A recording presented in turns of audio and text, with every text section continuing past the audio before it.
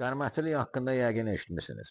Bunlar İsmailin bir qoludurlar. İlk vaxtlar Fatimilərin dayıları kimi fəaliyyət göstərdilər. Lakin 899-cu ildə Fatimi dövləti yarananda onlardan ayrıldılar.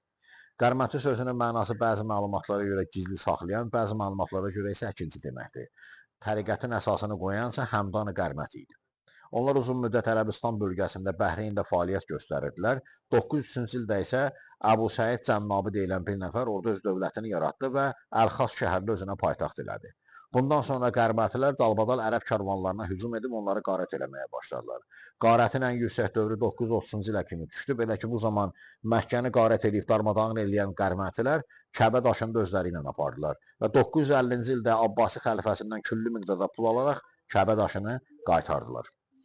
Qərmətilər bundan sonra uzun müddət Fatimilərlə ziddiyyətə düşdülər və 968-72-ci ildə Fatimilərə məğlub olduqdan sonra parçalanıb Bəhreynə çəkildilər. Lakin burada da ara müharibələri də kəsilmədi və 1077-ci ildə Səlcuq hökmdarları tərəfindən onlara son qoyuldu.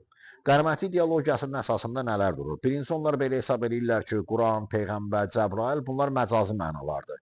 Hər ikisi, yəni Quran ayələri də, vəhlər də Peyğəmbərə Allahın ağlı vasitəsilə, nur vasitəsilə enmiş, onun qəlbinə sirayət etmişdir.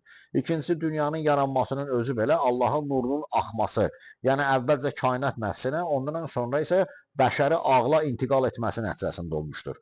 Onlara görə qiyamət, cənnət və cəhənnəmin özü belə məcazdır. Quranın ayələri belə məcazdan ibarətdir ki, o insan nəfsinin insana qarşı mübarizəsi, insan ruhuna qarşı mübarizəsi şəklində özünü göstərməkdədir. Məhz buna görə də Qərmətlilərin adından da bütün şiyələrə, onların rəqibləri batinilər deyə müraciət edirdilər.